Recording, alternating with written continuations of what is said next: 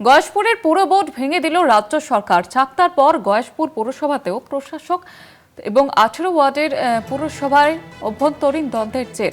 আমাদের সঙ্গে টেলিফোন লাইনে রয়েছেন আমাদের প্রতিনিধি সুবল মজুমদার। সুবল, ঠিক কি অভিযোগ তুলছেন কাউন্সিলররা?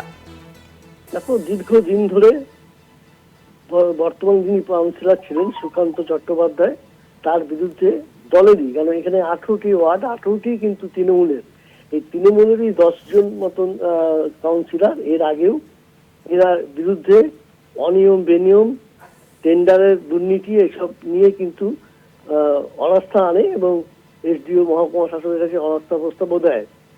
সেই সময় দলীয় ভাবে তাদের সেই সমস্যাটা মিটিয়েও দেওয়া হয়। কিন্তু দেখা যায় যে তারপরেও কিন্তু এই যে অভিযোগ, বিভিন্ন রাস্তা থেকে তৈরি করে বিভিন্ন টেন্ডার নিয়ে বা বিনা টেন্ডারে না জানিয়ে কাউন্সিল বোর্ড মিটিং না করে এরকম একটা অভিযোগ কিন্তু বারবার করে আসছিল।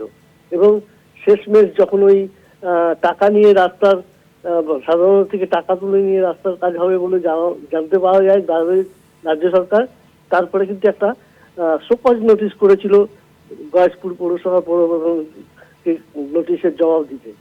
তারপরেই কিন্তু দেখা গেল গতকাল সন্ধ্যায় রাজ্য পৌর সংস্থা বা পৌর নিগম এখানে প্রশাসক বসালেন মহকুমা শাসকের ডেপুটি ম্যাজিস্ট্রেট রবিশঙ্কর গুপ্তকে, এবং তিনি বর্তমানে প্রশাসক হিসাবে দায়িত্ব গ্রহণ করেছেন গয়েশপুর পৌরসভার।